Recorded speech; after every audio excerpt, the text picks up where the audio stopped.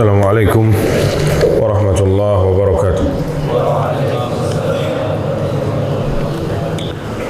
Innal hamdalillah nahmaduhu wa nasta'inuhu wa nastaghfiruh wa na'udzu billahi min shururi anfusina wa min sayyiati a'malina.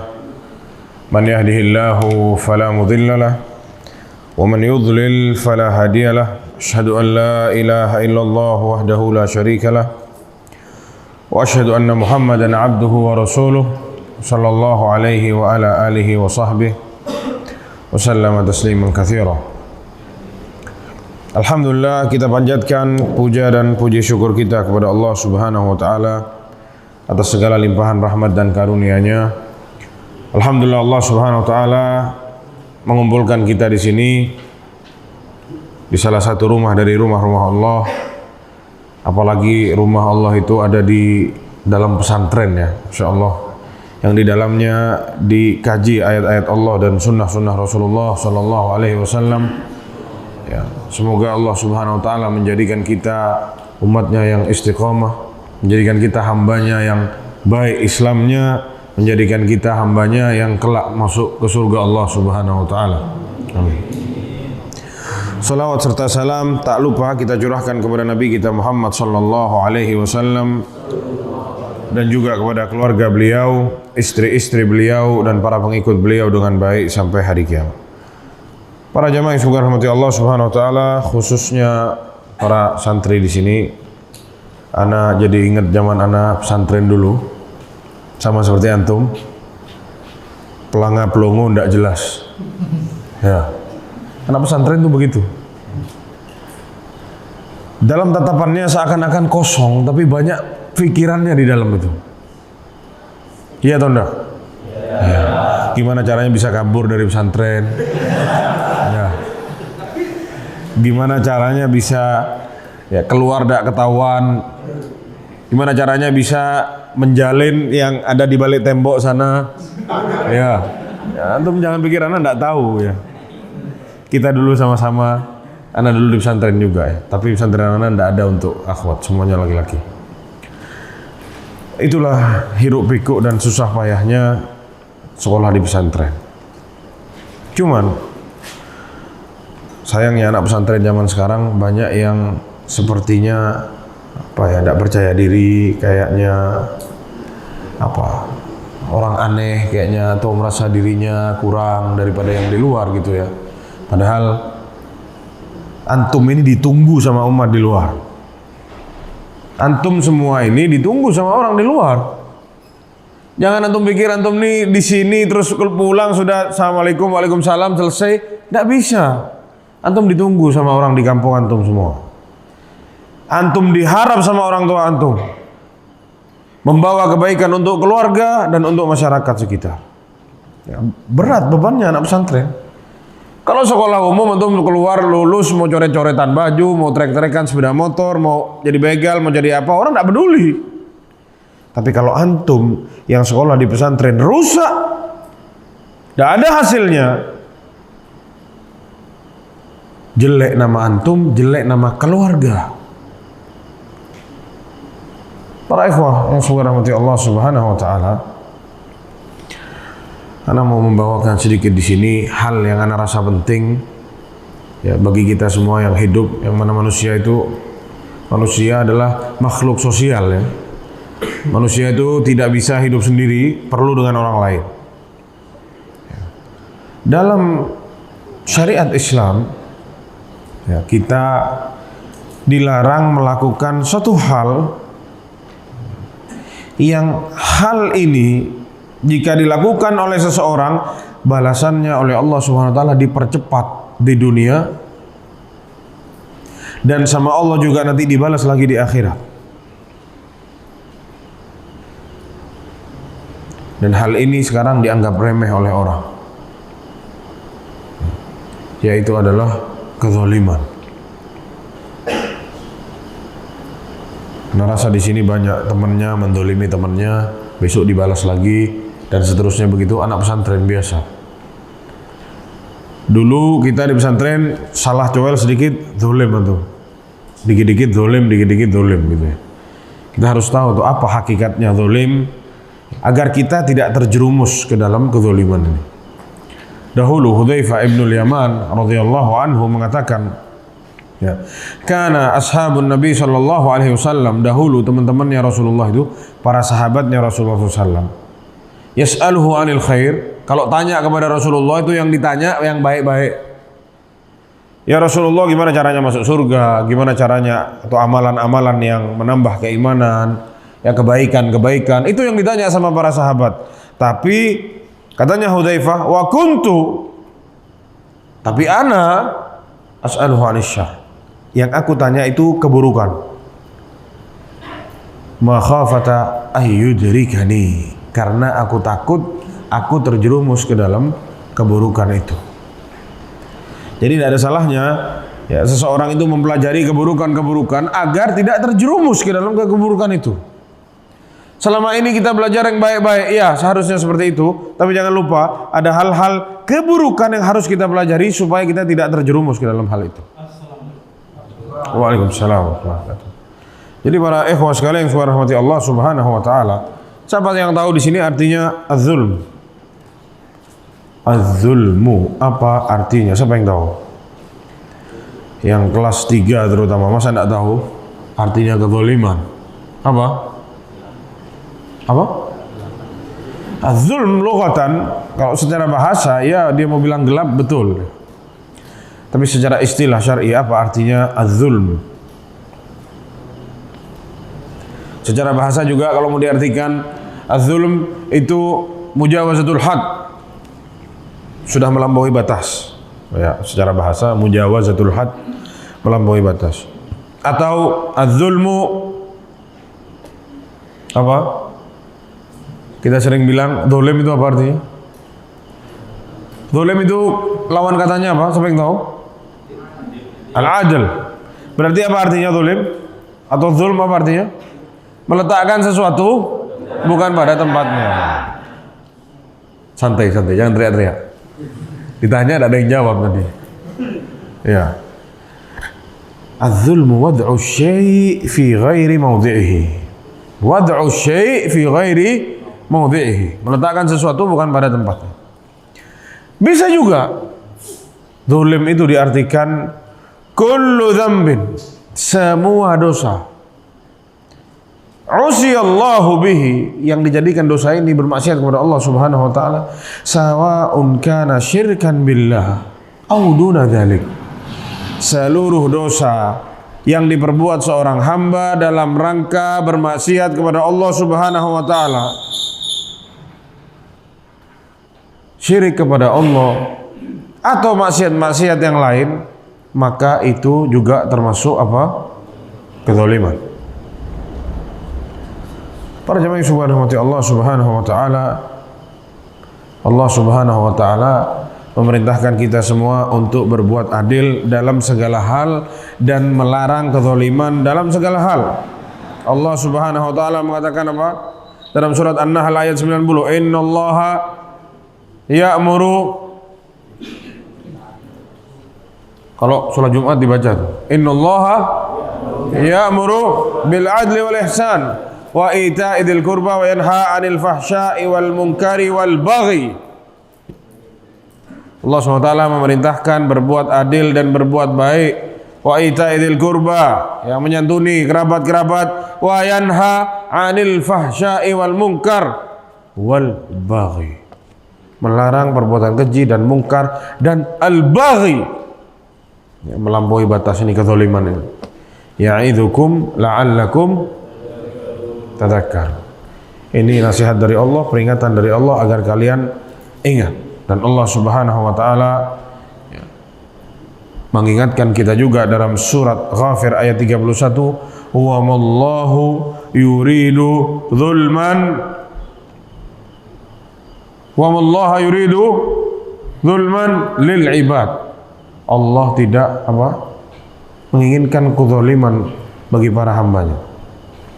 Dan juga Rasulullah SAW ya, mengingatkan kita bahwasanya ada satu hadis qudsi, Allah mengatakan, "Ya ibadi, wahai hamba-hambaku, inni haramtu apa? Az-zulma ala nafsi wa ja'altuhu bainakum muharraman fala tadzalamu. Aku mengharamkan kezaliman bagi diriku sendiri, kata Allah Subhanahu wa taala. Dan aku jadikan kezaliman ini haram di antara kalian, maka janganlah kalian saling mendolimi satu dengan yang lain. Dan Allah ancam para pelaku zalim dengan banyak ancaman. Yang pertama dalam surat Al-An'am ayat 21, innahu la yuflihu adz-dzalimun. Allah tidak akan membuat menang, buat jaya orang-orang yang zalim. Di ayat yang lain Allah Subhanahu wa taala berfirman, fawailul lil ladzina zalamu min adzabi yaumin alim. Celakalah bagi orang-orang yang zalim. Dan masih banyak ayat-ayat yang lain yang menjelaskan bahwasanya kezaliman itu dilarang oleh Allah Subhanahu wa taala. Rasulullah sallallahu alaihi wasallam bersabda, ittaquz zulma, hati-hati kalian sama kezaliman. Fa inna zulma apa? Zulumat yaumal qiyamah. Hati-hati kalian sama kezaliman. Karena sungguh kezaliman itu adalah kegelapan di hari kiamat nanti. Dan juga saat Rasulullah SAW mengutus siapa? Ke Yaman untuk berdakwah, Mu'adz bin Jabal diutus sama Rasulullah SAW untuk berdakwah. Dan di akhir pesan Rasulullah SAW, wattaqi da'watal mazlum, hati-hati wahai Mu'adz sama doanya orang yang terzolimi. Fa innahu laisa bainaha wa bainallahi hijab. Karena doanya orang zalim yang terzalimi tidak ada penghalangnya antara dia sama Allah Subhanahu wa taala. Langsung diterima doanya oleh Allah Subhanahu wa taala. Para ikhwan yang dirahmati Allah Subhanahu wa taala. Zalim itu punya beberapa jenis. Ya, zalim itu punya beberapa jenis, punya beberapa macam. Ya, dikatakan ada 3 macam. Yang pertama, kezaliman yang sama Allah tidak akan dimaafkan sebelum antum bertobat kepada Allah Subhanahu wa taala. Saat antum meninggal dunia, antum belum bertobat dari kezaliman ini, tidak dimaafkan dosanya sama Allah Subhanahu wa taala. Yaitu adalah asyirku billah, berbuat syirik kepada Allah Subhanahu wa taala, sebagaimana Allah Subhanahu wa taala berfirman, innallaha la yaghfiru ay yushraka bihi, salah, wa yaghfiru ma duna dzalika liman yasha. Allah Subhanahu wa taala tidak akan mengampuni dosa-dosa orang yang menyekutukan Allah, berbuat syirik kepada Allah Subhanahu wa taala. Wa yaghfiru, dan Allah ampuni dosa-dosa yang lain itu di bawah kehendak Allah semua. Terserah Allah Subhanahu wa taala. Dosa syirik sama Allah tidak diampuni. Karena orang yang berbuat syirik itu hakikatnya dia itu berkhianat kepada Allah Subhanahu wa taala. Sama Allah dia sudah diciptakan, lahir dari perut ibunya, susah payah, dibesarkan sampai sudah besar, sudah bisa ngomong, sudah pintar cari uang sendiri, punya istri, punya anak, syirik kepada Allah Subhanahu wa taala. Apa tidak kurang ajar namanya? Dia tidak bisa apa-apa dulu, sama Allah dikasih segalanya, terus dia menyekutukan Allah, menyembah kepada selain Allah. Allah Subhanahu wa taala berfirman, alladzina amanu, orang-orang yang beriman, walam yalbisu imanahum bidzulmin, ulaika lahumul amnu wa hum muhtadun. Orang-orang yang beriman dan tidak mencampuri keimanannya dengan kezaliman, ulaika lahumul amnu, bagi mereka itu keamanan di atas muka bumi. Wa ulaika humul muhtadun, wa hum muhtadun, dan mereka orang yang Allah beri petunjuk. Saat ayat ini turun, surat Al-An'am ini turun, sahabat itu tanya kepada Rasulullah, ya Rasulullah, ayyuna lam yadhlim nafsahu, siapa dari kita yang tidak pernah bikin zalim? Semua pernah berbuat zalim ya Rasulullah. Kita semua beriman, tapi siapa yang tidak pernah berbuat kezaliman? Kita semua pernah buat kezaliman, kita semua pernah bikin dosa, punya salah sama orang, pernah kita berbuat semua, wahai Rasulullah. Sahabat takut nih. Sahabat ingin hidupnya aman, dikasih keamanan sama Allah di atas muka bumi, sahabat ingin diberi petunjuk oleh Allah Subhanahu wa taala sebagaimana yang ada dalam ayat. Diberi keamanan dan diberi petunjuk sama Allah Subhanahu wa taala. Sekarang siapa yang tidak pernah buat kezaliman? Katanya Rasulullah, laisa hadza. Bukan itu yang dimaksud kezaliman dalam ayat itu. Yang dimaksud itu kata Rasulullah adalah firman Allah Subhanahu wa taala dalam surat Luqman, "Innasyirka la dzulmun azim." Kezaliman yang di ayat tadi itu maksudnya kesyirikan. Jangan mencampuri kesyirikan sama yang namanya keimanan. Tidak boleh. Orang beriman terus dia campur keimanannya sama kesyirikan. Beriman, sholat di masjid tiap hari, pergi ke dukun, percaya pawang hujan, langitnya punya remote, bisa dipencet. Allahu Akbar. Ini namanya mencampuri keimanan dengan kesyirikan. Siapa yang giring, yang bisa giring awan kalau bukan Allah SWT? Siapa yang bisa? Tidak ada yang bisa, jamaah. Yang menahan hujan, nurunkan hujan di sini, siapa yang bisa? Allah SWT. Ana pernah dulu saat kuliah di Madinah, waktu itu sampai sholat istighatsah, dari saking tidak turun hujan sama sekali, setetes air, hampir 1 tahun tidak turun air dari langit. Sampai doa imamnya angkat tangan, Allahumma aghithna, angkat tangan imamnya di Masjid Nabawi. Di masjid-masjid lain juga doa, karena Madinah sudah terlalu parah, tidak ada air turun sama sekali. Di waktu yang sama, beberapa hari setelah itu, ana jalan mau ke arah Mekah. Yang mana kita tahu itu gurun pasir semua kanan kiri. Kalau sudah keluar dari kota Madinah, berapa lama, berapa kilo sedikit sudah keluar tuh, gurun-gurun semua. Sejauh mata memandang sudah tidak ada perubahan orang lagi. Di satu titik ada hujan. Hujan lebat, dahsyat para jamaah. Di Madinah kering kerontang, keluar sedikit dari Madinah, hujan deras luar biasa. Tapi sebentar aja, karena mobilnya berjalan terus, akhirnya hilang. Seperti ada ruangan yang ini hujan, di sebelahnya enggak. Kayak ada tembok pembatas. Siapa yang nurunkan hujan kalau bukan Allah Subhanahu wa taala? Jalan cuma sekilo 2 kilo enggak ada hujan. Subhanallah. Tapi banyak di kalangan kaum muslimin yang masih percaya sama hal-hal demikian. Pergi ke dukun ya untuk penglaris. Kalau penglaris itu betul bisa, dukunnya yang paling kaya jamaah. Cari modal, buka toko swalayan, kasih ilmunya dia di situ penglaris, lariskan dagangannya. Kayak dulu itu dibuat lucuan di Facebook. Ini ada jimat kaya, anti miskin, dijual butuh uang. Tidak paham tuh. Nah ini ngantuk berarti sudah. Jual jimat anti miskin. Dijual jimatnya karena yang punya butuh uang. Gimana kata anti miskin? Kok butuh uang ini? Ya ini terjadi, jamaah, bukan sesuatu main kesyirikan luar biasa.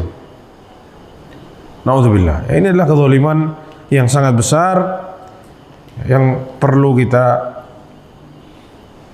jaga dalam diri kita, jaga dari keluarga. Jangan sampai ada keluarga kita yang terkena sama racun kesyirikan ini. Gimana dulu seorang Abdullah bin Mas'ud radhiyallahu anhu saat melihat istrinya, ini awal-awal Islam dulu, mereka baru masuk Islam, masih belum faham. Suatu hari Abdullah bin Mas'ud datang ke rumahnya, melihat istrinya pakai jimat jamaah, ditaruh di lehernya, dikalungi. Katanya Abdullah bin Mas'ud, apa itu? Kita lihat nih, ketegasan seorang Abdullah bin Mas'ud radhiyallahu anhu. Kata istrinya, ana sakit, mata ana sakit. Tidak kuat anak, kata istri. Akhirnya dia berobat, pergi ke tabib fulan itu, orang Yahudi.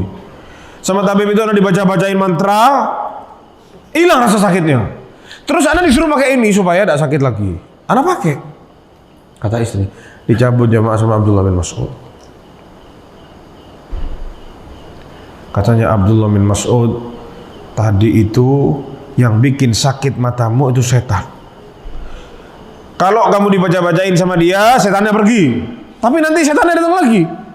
Biar kamu datang lagi ke dia.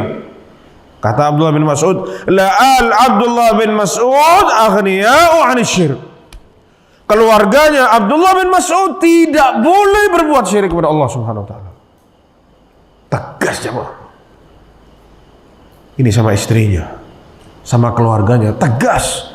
Tidak boleh ada keluarga anak berbuat syirik kepada Allah. Jangan, kata Abdullah bin Mas'ud. Jangan masukkan hal-hal ini ke rumah. Karena aku mendengar Rasulullah SAW bersabda, Innar ruqa wat tamaim wat tiwalata syirkun. Karena aku mendengar Rasulullah mengatakan ruqyah itu yang mantra-mantra tidak jelas isinya. Wat tamaim terus yang digantung-gantung dan yang sejenisnya itu kesyirikan, kata Rasulullah SAW. Kita lihat ketegasan seorang sahabat gimana dulu menjaga keluarganya jangan sampai terjerumus masuk ke dalam lubang kesyirikan ini. Itu ya.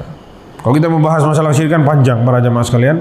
Intinya kita sudah sampaikan bahwasanya kedzaliman jenis yang pertama itu kedzaliman seorang hamba kepada Tuhannya. Allah melarang kita untuk berbuat zalim kepada Allah Subhanahu wa taala. Dan itu adalah dosa terbesar dan tidak diampuni oleh Allah Subhanahu wa taala. Zalim yang kedua para jemaah sekalian, kezaliman seorang hamba bagi dirinya sendiri. Saat dia berbuat dosa, berbuat maksiat, hakikatnya dia sedang menzalimi dirinya sendiri. Ini yang dipahami sama para sahabat di ayat yang tadi. Alladzina amanu wa lam yalbisu imanahum bidzulmin ulaika lahumul amnu wa hum muhtadun. Orang-orang yang beriman dan tidak mencampuri keimanannya dengan kezaliman, maka baginya keamanan di atas muka bumi ini dan dia akan diberi petunjuk oleh Allah SWT. Yang difahami sama para sahabat itu ini. Siapa yang tidak pernah buat dosa wahai Rasulullah? Siapa yang tidak pernah buat zalim pada dirinya? Semua pernah buat salah. Tapi sama Rasulullah dibantah, kezaliman itu yang dimaksud adalah kesyirikan. Tapi salah satu jenis dari kezaliman adalah saat kita bermaksiat kepada Allah Subhanahu wa taala. Saat kita sembunyi-sembunyi berbuat maksiat kepada Allah Subhanahu wa taala. Ini adalah kezaliman. Tapi ini semua dapat dihapuskan dengan taubat kepada Allah Subhanahu wa taala. Taubatan nasuha ya, yang betul-betul taubat dari hati kita. Ulama mengatakan ada 4 poin yang perlu diperhatikan saat seseorang mengatakan ana mau taubatan nasuha. Apa saja itu taubatan nasuha? Perlu diketahui. Yang pertama, orang yang mau taubatan nasuha, tobatnya harus ikhlas lillahi ta'ala. Tidak ingin dilihat orang, bukan ingin jadi puji sama orang, bukan karena ikut-ikut orang atau disuruh sama orang, bukan. Ini panggilan dari dalam hati sendiri. Ini tobat yang pertama. Atau kebutuhan yang pertama, syarat yang pertama, taubatan nasuha. Yang kedua, orang ini benci terhadap dosa yang dia berlepas diri darinya. Yang dia mau tobat itu atas dosa apa? Dia benci sama dosa ini. Dia tidak suka. Dia menyesal telah berbuat dosa ini. Kalau tidak menyesal, ini kata ulama, masih belum taubatan nasuha. Dia harus sesali dosanya ini. Bukan dia bangga atas dosanya. Banyak orang bangga, bilangnya sudah tobat, tapi dia masih bangga sama dosanya. Dulu anak sekali minum itu bisa 10 botol. Kalau zaman dulu anak kuat, tidak langsung mabuk. Ini bukan taubatan nasuha jemaah. Taubatan nasuha sama dia dikubur dosanya, masa lalunya dia kubur, dia benci. Untuk dibahas pun tidak senang dia. Sudah tidak usah dibahas, anda tidak senang. Dan yang selanjutnya, orang yang mengatakan dirinya taubatan nasuha harus bertekad bulat untuk tidak kembali ke dosa tersebut. Kalau masih ada ingin kembali, ini namanya bukan taubatan nasuha. Sudah Ustaz, anak sudah berhenti ngerokok anak. Alhamdulillah. Tobat anak. Ternyata bukan berhenti jamaah, berhenti beli. Kalau nongkrong sama temennya tetap aja masih jadi ahlul hisab, sama tidak berubah. Ternyata berhenti beli, tetap jalan merokok. Ini bukan tobat jemaah. Masih berhayal, Beli rokok dicium-cium. Masya Allah, zen. Allahu Akbar. Sudah kecanduan. Ini jangan sampai terjadi ini. Terutama anak-anak pesantren ini. Ya gaya-gaya mau menunjukkan diri tapi salah kaprah gitu. Mau menunjukkan bahwasanya dirinya anak gaul di luar sana, malu sama yang di luar. Terbalik antum, mesti yang di luar malu sama antum. Yang di luar tuh enggak tahu apa-apa jamaah.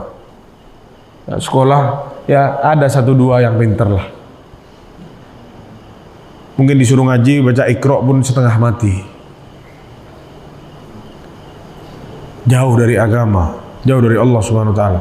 Antum di sini setiap hari diingatkan kepada Allah Subhanahu wa taala. Jangan sampai keluar di sana kayak penjahat keluar dari penjara. Semuanya halal, ditabrak semua. Naudzubillah. Jangan dolimi diri antum. Jangan nodai diri antum sama yang namanya dosa-dosa.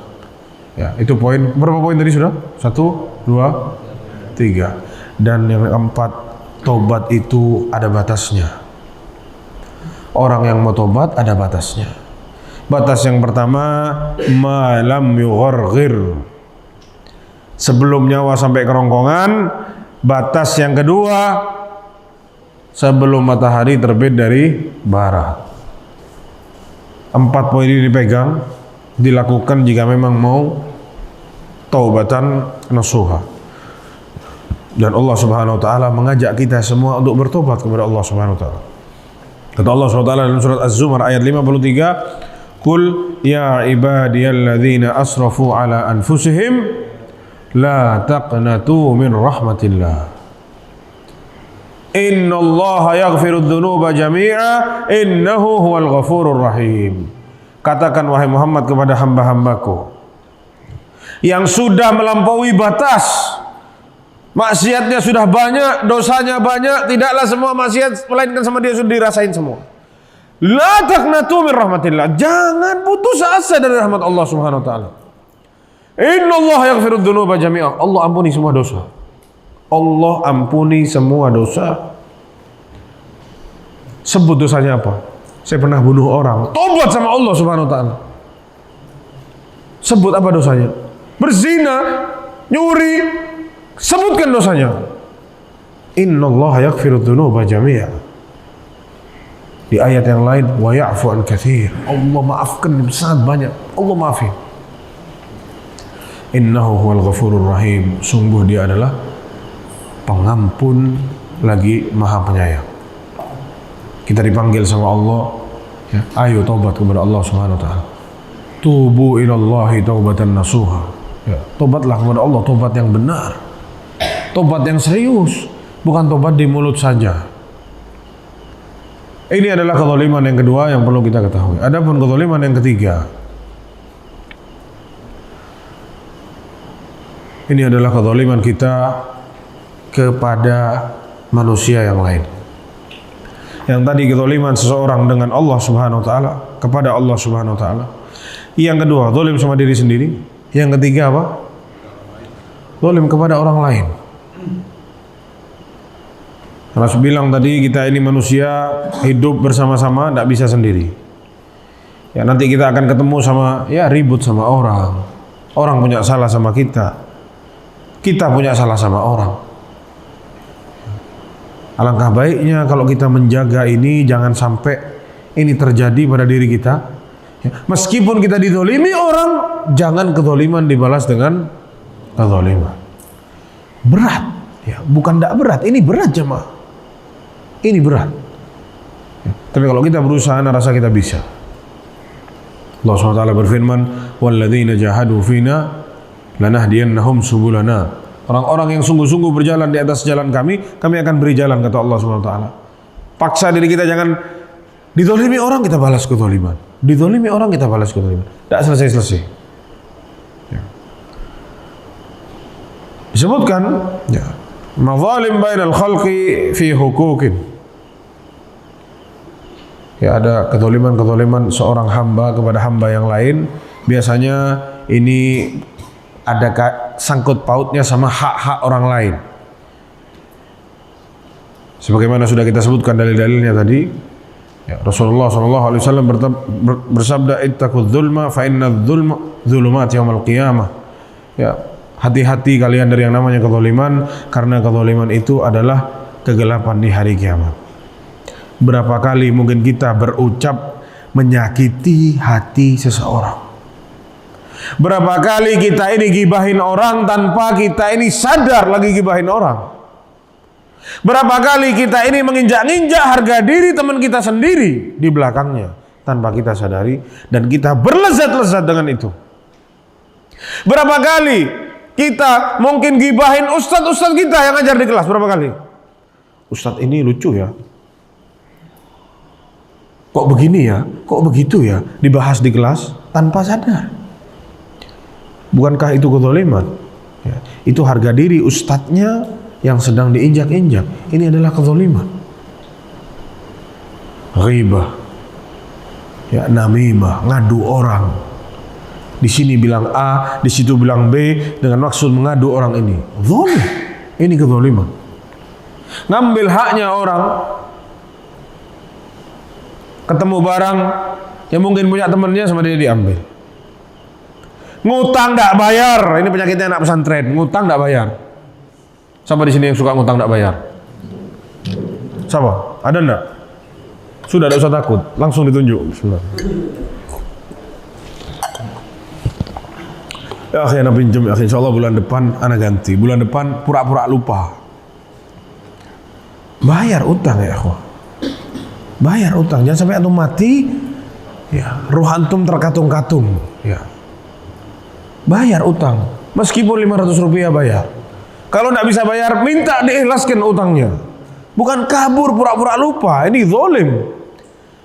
Meletakkan sesuatu tidak pada tempatnya. Uang itu bukan punya antum, punya temannya. Antum itu pinjem, antum itu bilang nanti saya ganti.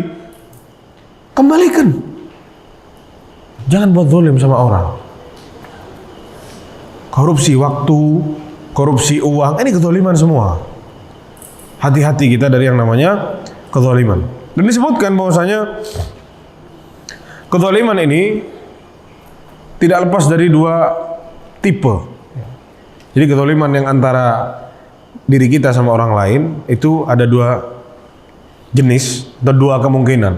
Yang pertama kezaliman lisan kita yang diperbuat oleh lisan. Yang kedua kezaliman dengan perbuatan.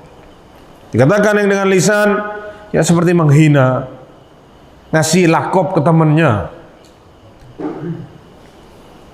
kasih lakop ke temannya, dikasih fulan pincang. Siapa namanya? Muhammad. Muhammad sama Muhammad pincang. Ada yang siapa? Item. Ada yang apa? Boneng. Tonggos. Ini menghina jemaah. Ini namanya sab. Sibabul muslimi fusukun, kata Rasulullah SAW. Yang menghina, menjelek-jelekkan saudara kita muslim itu kefasikan. Hati-hati. Ini kita di pesantren anak-anak suka saling bercanda satu dengan yang lain, ngasih lakop ke temannya. Ya, hati-hati, itu termasuk dalam kezaliman yang dibuat sama lisan. Ya, ghibah, ini kezaliman yang dibuat sama lisan. Namimah juga sama. Sukhriya, merendahkan, ngejek, dibuat malu orang di depan umum. Qadhf, nuduh orang berzina, nuduh orang atas apa yang dia tidak perbuat. Wa syahadatuz zur, bersaksi palsu. Ini semua masuk dalam kezaliman yang dibuat oleh lisan. Yang kedua, zulmul fi'l, kezaliman yang dibuat oleh perbuatan, yang datang dari perbuatan seperti membunuh orang, memukul orang, nyuri, makan harta riba, zina, liwat, naudzubillah ya. Ini sebenarnya liwat tak boleh dikatakan para jamaah sekalian karena ini dinisbatkan kepada Nabi Lut. Padahal kita tahu Nabi Lut berlepas diri dari kaumnya. Kita kalau mau bilang itu namanya, bilang aja sodomi atau kaum Sodom, karena mereka dulu kampungnya namanya kaumnya Sadum. Orang Arab bilangnya Sadum. Kalau bahasa Latinnya kaum Sodom. Kita bilang aja seperti itu. Atau kaum Lut, karena memang kaumnya Nabi Lut. Jangan kita bilang apa? Liwat, jangan. Liwat ini diambil dari kata Lut. Nabi Lut berlepas diri dari perbuatan kaumnya ya. Perbuatan seperti itu termasuk kezaliman. Tajassus, kepo, mata-matain orang, ini kezaliman, tidak boleh. Makan harta orang lain,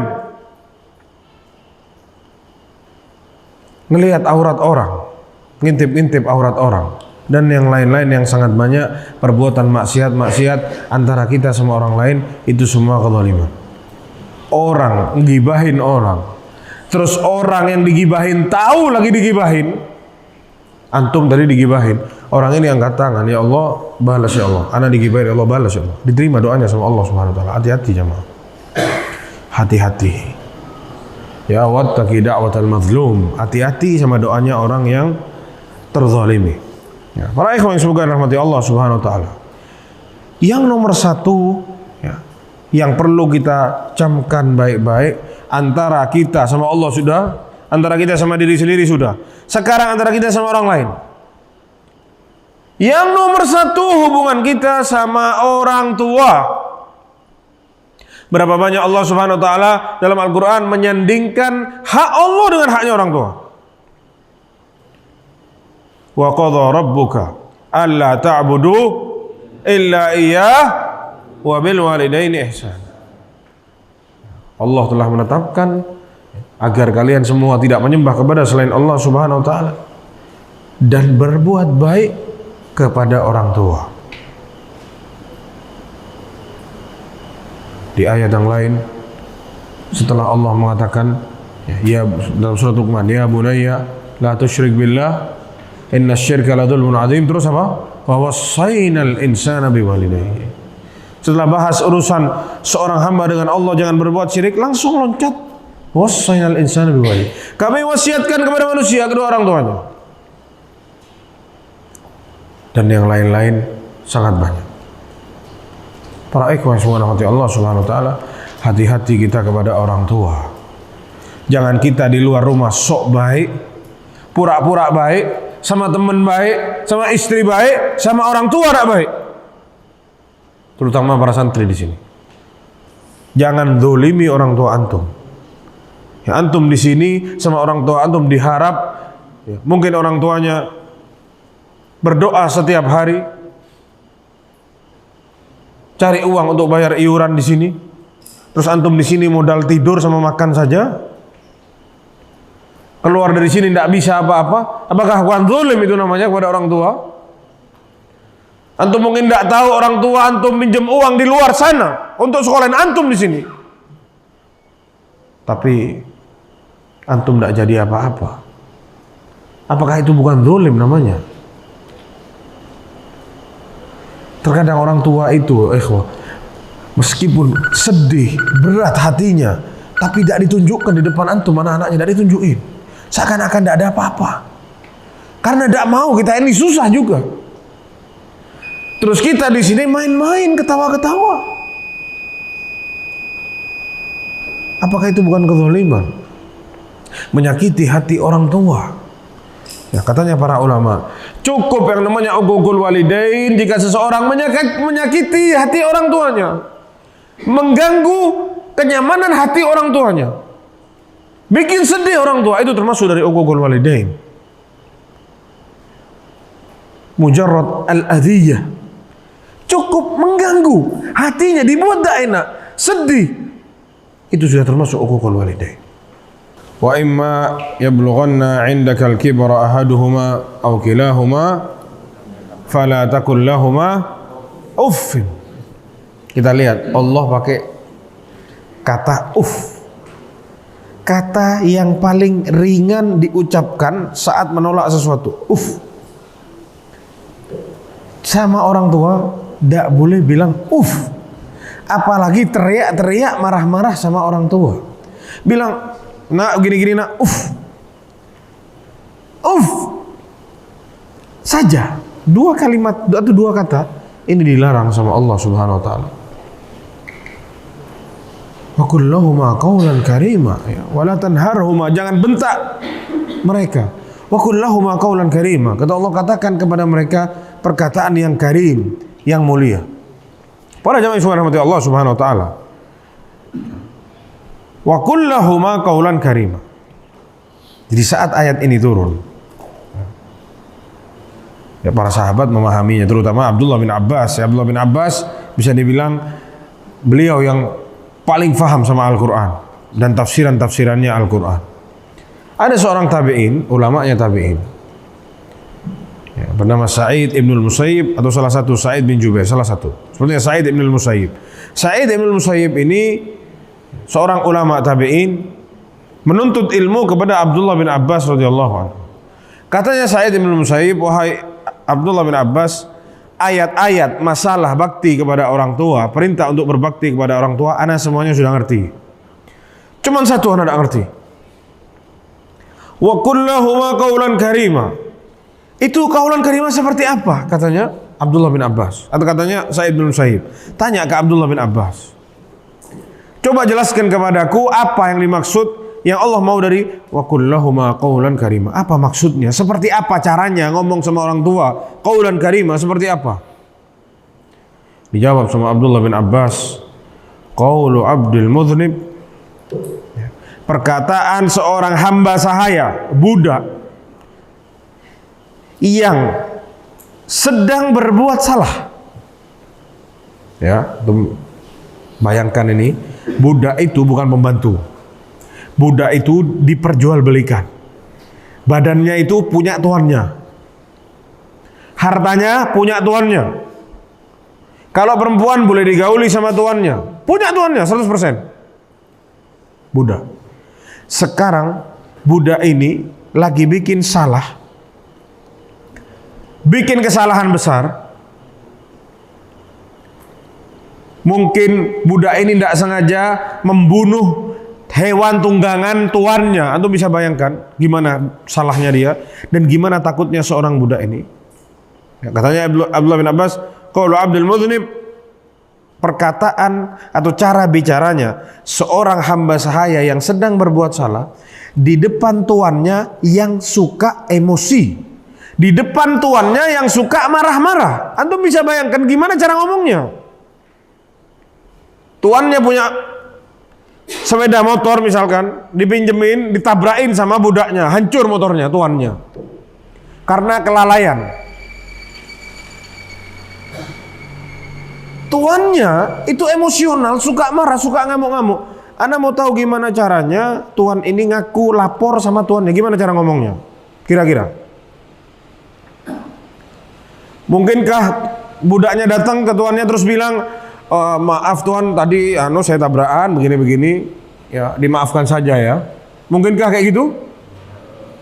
Atau gimana cara ngomongnya kira-kira? Maaf tuan, tadi tidak sengaja. Gitu enggak? Gitu atau enggak? Itu caranya ngomong sama orang tua. Katanya Abdullah bin Abbas radhiyallahu anhu. Di mana kita para jamaah sekarang? Itu yang dipahami oleh para sahabat terdahulu. Wa qul lahuma qaulan karima. Ngomong sama mereka dengan cara yang baik. Gimana caranya? Ya seperti itu kurang lebih. Taib. Dan yang selanjutnya, kita harus ingat, banyak orang terkadang fokus kalau bakti ke ibu dan ibu ya. Rasulullah ditanya siapa orang yang paling pantas ya. Man ahaqqun nas bihusni sahabati. Siapa orang yang paling pantas, paling berhak menerima perlakuan baikku ya Rasulullah? Ummuka, kata Rasulullah. Tsumma man? Ummuka lagi, ibumu lagi. Tsumma man? Ummuka lagi, ibumu lagi, 3 kali. Tsumma man? Abuka. Baru yang keempat, bapakmu.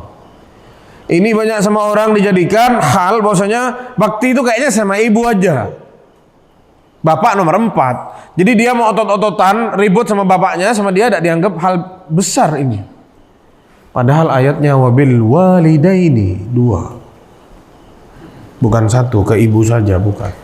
Jadi banyak ditemui mentang-mentang mungkin orang tuanya cerai, ibunya kemana, anaknya sama ibunya, bapaknya sama dia tidak dianggap, bapaknya sama dia tidak dihargai. Mungkin juga karena didoktrin sama ibunya, bapakmu gini, bapakmu tidak baik begini, anaknya kurang ajar sama bapaknya.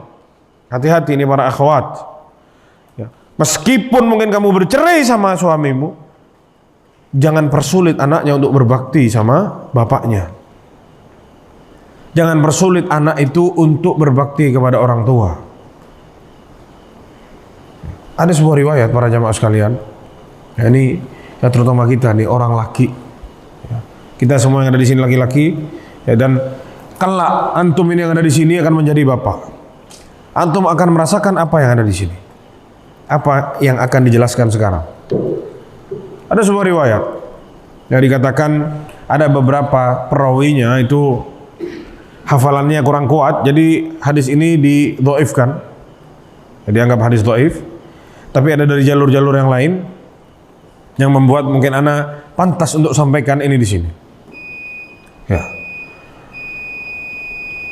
Datang dari Abi Salamah Ubaid bin Khalasah, ia berkata, akhbarana Abdullah bin Nafi' ya, Al-Madani an Al-Munkadar bin Muhammad an abihi an Jabir bin Abdullah radhiyallahu anhu qala. Dari Jabir bin Abdullah radhiyallahu anhu qala, ini hadis diriwayatkan oleh Imam At-Tabrani dan Ibnu Abi Dunya dan yang lain-lain. Ja'a rajulun ila Nabi sallallahu alaihi wasallam. Datang seorang laki-laki kepada Rasulullah sallallahu alaihi wasallam, faqala ya Rasulullah, inna abi akhadha mali. Wahai Rasulullah, bapakku mengambil hartaku. Bapakku ngambil uangku. Kita lihat nih, pelit anaknya. Ya, dia tidak sadar dia dibesarkan pakai uang. Keringatnya bapaknya bercucuran setiap hari, dia tidak sadar, dia lupa. Keras sama bapaknya, pelit sama bapaknya. Lapor kepada Rasulullah, ya Rasulullah, bapakku ngambil hartaku. Faqala Rasulullah sallallahu alaihi wasallam. Rasulullah SAW mengatakan kepada anak muda ini, kepada lelaki ini, idhab fatini bi abik. Pergi kamu panggil bapakmu sekarang. Rasulullah mau tahu nih bapaknya ngambil uangnya, ada apa ini? Ini ada keributan berarti antara anak sama bapak. Dikatakan di sini saat anak muda ini pergi manggil bapaknya, malaikat Jibril turun kepada Rasulullah SAW. Ya. Faqala, Inna Allaha yukri'uka salam. Allah Subhanahu Wa Taala mengirim salam kepadamu wahai Muhammad, ya, wahai Nabi Muhammad, dan Allah mengatakan, ya, idza ja'aka syekh fasalhu an syai'in qalahu fi nafsihi ma sami'athu udhuna. Kalau bapak itu datang sebentar lagi dipanggil sama anaknya, tanyakan kepada dia tentang sesuatu yang dia pendam selama ini dalam hatinya, yang dia ingin katakan tapi dia tidak pernah bisa katakan itu.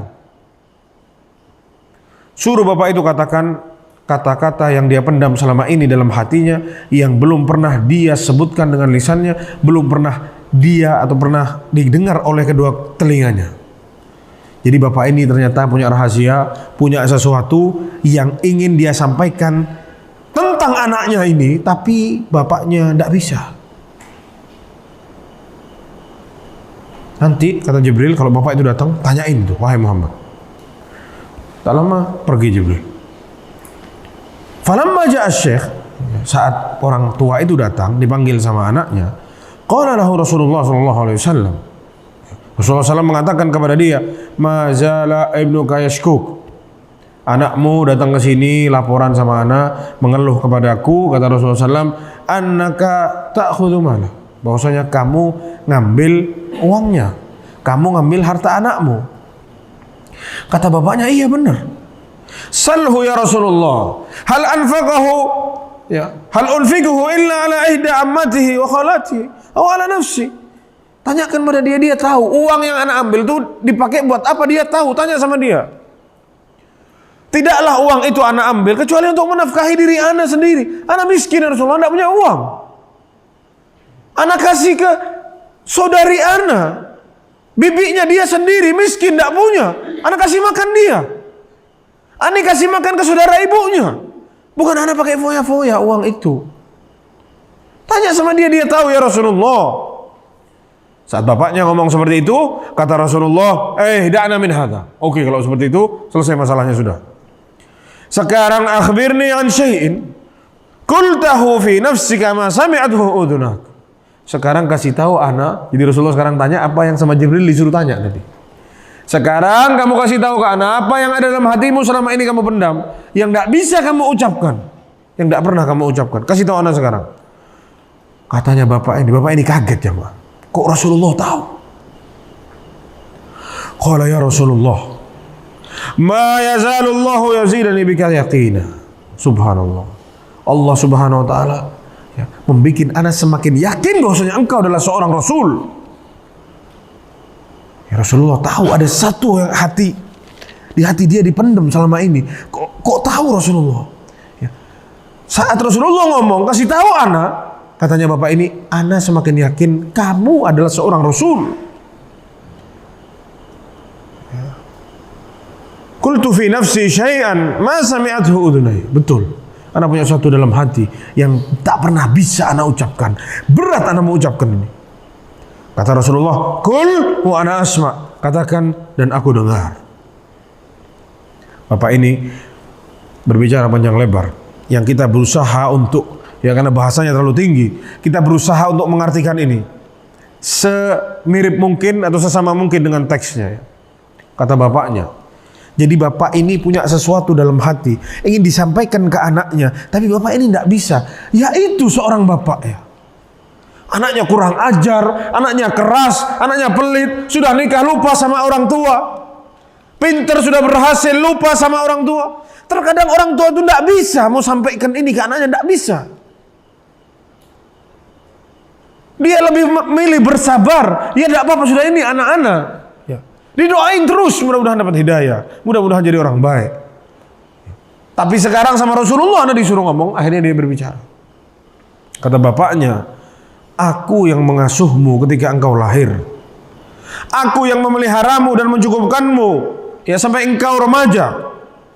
Jerih payahku kau reguk dan kau minum sepuasnya. Jika engkau yang sakit di malam hari, wahai anakku, aku yang tak bisa tidur karena derita sakitmu. Aku yang tak bisa tidur karena derita sakitmu. Saat kau sakit di malam hari, aku resah, aku gelisah karena sedih, takut sakit yang engkau alami itu menjadi maut untukmu. Terkadang mata ini tak mampu menahan air mata karena takut engkau disambar maut. Meskipun aku tahu semua orang itu punya ajal, semua ada ajalnya. Namun setelah kau dewasa, kau menggapai cita-citamu, yang mana memang itu yang aku harapkan darimu, engkau justru membalasku dengan keras, dengan kasar, seakan engkau yang berjasa bagi diriku. Wahai anakku, jika kau tak bisa, tak mampu menganggapku sebagai ayahmu, anggaplah aku sebagai tetanggamu. Sikapilah aku sebagai seorang tetangga yang baik kepada tetangganya. Curhatan seorang bapak kepada anak laki-lakinya yang keras, pelit, membantah kalau dikasih tahu.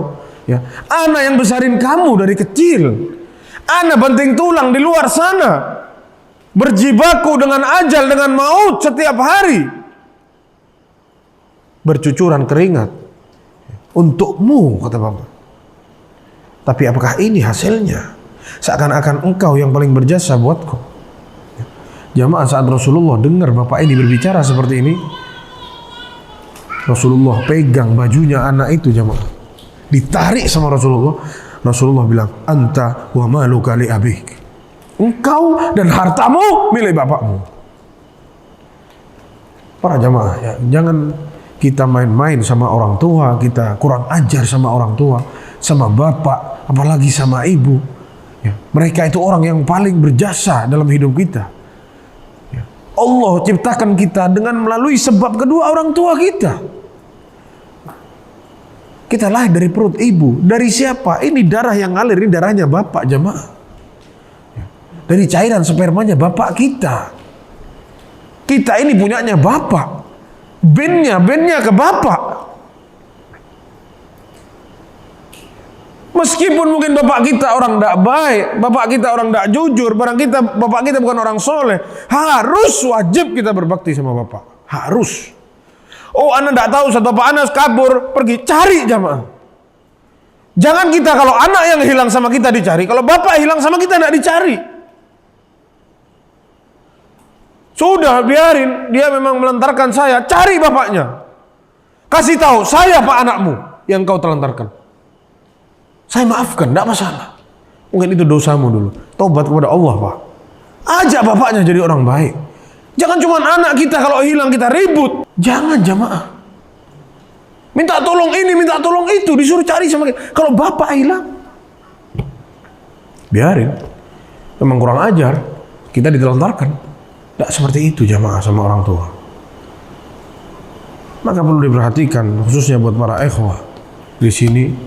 Ya, jangan sampai kita berbuat zalim ya, kepada Allah, sama diri kita sendiri dan sama manusia yang lain, terutama kepada orang tua. Ada seorang penyair mengatakan, la tadzlimanna idza ma kunta muqtadira. Jangan sekali-kali kalian berbuat zalim selagi engkau bisa tidak berbuat zalim.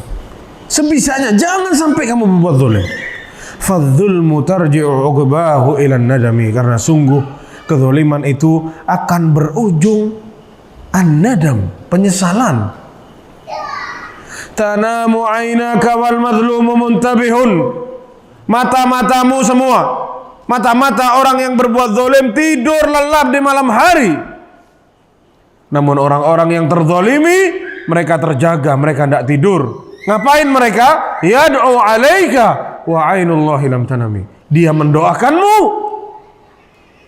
Dan ingat, mata Allah tidak pernah tidur. Kita zalim sama orang, kita tidak tahu orang itu sholat tahajud jamaah, angkat tangan, balas ya Allah. Dia sudah merobek-robek harga diri saya, dia ngambil uang saya, dia sakiti hati saya, dia doa sama Allah. Apakah tidak dijawab doanya sama Allah? Sedangkan Rasulullah bilang, ya doanya itu tidak ada batasnya antara orang terzalimi sama Allah Subhanahu wa Ta'ala. Langsung diterima oleh Allah Subhanahu wa Ta'ala. Ada sebuah cerita dituliskan oleh Imam Az-Zahabi dalam kitabnya, dalam kitab Al-Kabair milik Imam Az-Zahabi. Kisah berkaitan dengan kezaliman jemaah. Imam Az-Zahabi, cerita ini diambil dari mungkin kawannya Imam Az-Zahabi yang bercerita kepada Imam Az-Zahabi. Katanya kawannya, ana suatu hari duduk di pasar, terus aku dengar orang teriak-teriak. Di pasar itu orang ini teriak-teriak. Kata dia, man ra'ani fala yadhlimanna ahada. Man ra'ani fala yadhlimanna ahada. Barang siapa yang melihatku jangan bikin zalim sama orang. Barang siapa yang melihatku jangan menzalimi orang. Akhirnya penasaran nih orang teriak-teriak, ada apa? Dipanggil akhirnya. Sini. Katanya orang ini, ada apa? Kamu kenapa kok teriak-teriak? Ini yang lihat anak jangan buat zalim. Kenapa, ada apa? Subhanallah, akhirnya orang ini cerita. Katanya orang ini, kuntu jabbarum minal jababirah, katanya. Anak ini dulu preman. Anak dulu penjahat, preman, suka ganggu orang di pinggir jalan. Palakin orang, sini uang, minta ini, punya grup, punya kelompok, kalau tidak dikasih dikeroyok dan lain sebagainya. Itu kerjaan anak dulu. Wa fi yawmin minal ayyam wa ana kuntu amshi fit thariq, kata dia, suatu hari anak jalan di pinggir jalan, di pinggir pantai, idbi ara sayyadan, aku melihat seorang nelayan baru merapat datang dari laut, ya, ngikat sampannya, ya, dia dapat mancing ikan besar. Ana tidak pernah lihat ikan sebesar itu. Akhirnya ana datengin nelayan. Aku bilang ke nelayan, adinis sama, gak kasih anak ikannya. Tukang palak orang, preman. Katanya nelayan, wallahi la utik. Inni abi'uha qutan li'iyali fala amlik illa hadhihi samaka.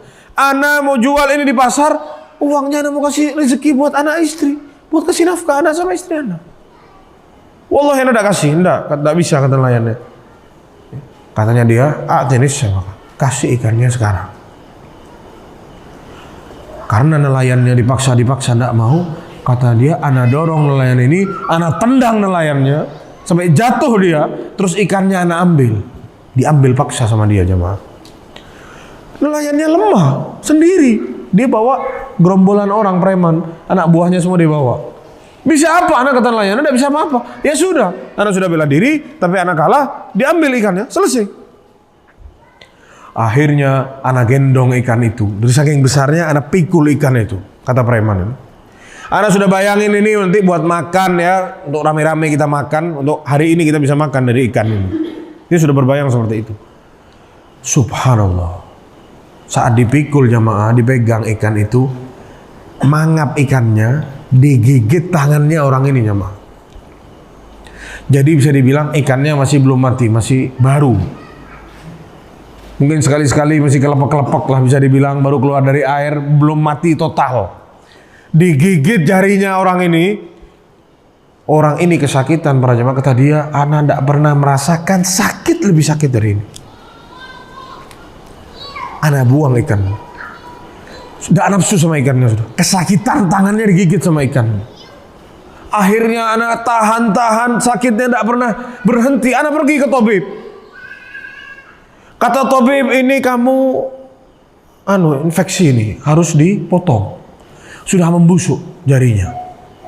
Kata dia, ya sudah potong, ini sudah menjalar ke telapak tangan ini, potong telapak tangannya biar tidak menjalar ke yang lain. Dipotong. Berapa hari sakit lagi, tidak sembuh-sembuh, pergi ke tabib lagi. Dokter ini tetap ya, tabib tetap ini. Zaman dulu mungkin ada dokter tabib ngomongnya, orang ahli medis. Ya, ini kok sakit lagi, sudah naik sakitnya ke sini. Diperiksa lagi, iya ini menjalar. Ya, sudah sampai ke lengan katanya. Potong aja sampai siku, supaya tidak tambah naik nanti. Sudah dipotong. Terus jamaah, besoknya sakit. Dipotong lagi,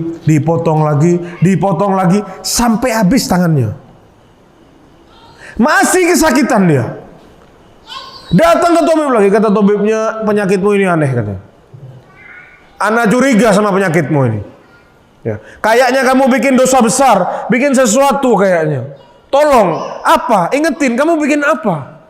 Sebelum kejadian ini, apa yang kamu buat? Coba. Tabibnya sampai bilang kayak gitu. Dia pikir apa? Ini namanya preman, setiap hari bikin masalah sama orang. Dia lupa apa yang sudah ana buat. Katanya premannya, ana ingat. Ini kejadian bermula saat ana digigit sama ikan yang ana ambil dari nelayan itu. Ana ingat sekarang. Katanya tabibnya, wallahi kamu cari nelayan itu segera, minta maaf, minta dihalalkan ini. Sebelum ini menggerogoti tubuhmu sampai kamu mati. Kata dia, ana berangkat, berhari-hari ana cari nelayan ini, tidak ketemu nelayannya. Antum gampang berbuat zalim sama orang. Kita mau buat zalim sama orang gampang, minta maaf setengah mati jamaah. Kita jelek-jelekin orang di sana, kalau orangnya mati antum mau minta maaf gimana? Dan semua di akhirat ada tagihannya nanti. Sampai satu hari anak ketemu, anak panggil nelayan itu, anak bersimpuh di depan dia, anak nangis-nangis kata dia di depan nelayan itu. Tolong dihalalkan kata dia, tolong maafin anak minta maaf kata dia. Nelayannya bingung jamaah. Kata nelayannya, ente ini siapa? Nelayannya sudah lupa, sudah kejadian sudah agak lama. Kamu ini siapa kata nelayannya? Bangun, tidak usah nangis-nangis, tidak usah bersimpuh seperti ini, bangun kata nelayan. Minta maaf ana, tolong dihalalkan. Kamu siapa? Dihalalkan apa kata nelayan? Kamu lupa dulu. Ana orang yang nendang kamu, dorong kamu dulu, ngambil ikan kamu dulu di laut. Ingat. Saat nelayannya ingat jamaah. Nelayannya lihat keadaan orang ini, tidak ada tangannya, buntung satu tangannya, nangis nelayannya jamaah. Kata nelayannya, sudah, ana maafkan. Sudah, ana maafin kata nelayannya. Katanya orang ini, ya, tolong kasih tahu ana. Apakah saat ana ambil ikanmu dulu, engkau mengucapkan sesuatu? Apakah saat ana paksa kamu ambil ikanmu, apakah kamu terlontar sesuatu dari mulutmu? Engkau berdoa kepada Allah? Kata orang ini, iya, ana berdoa kepada Allah. Kata, kamu bilang apa? Kata nelayan ini bilang, ana berdoa kepada Allah SWT. Allahumma innaka araitani quwwata hadza fi dha'fi fa arini quwwataka fi.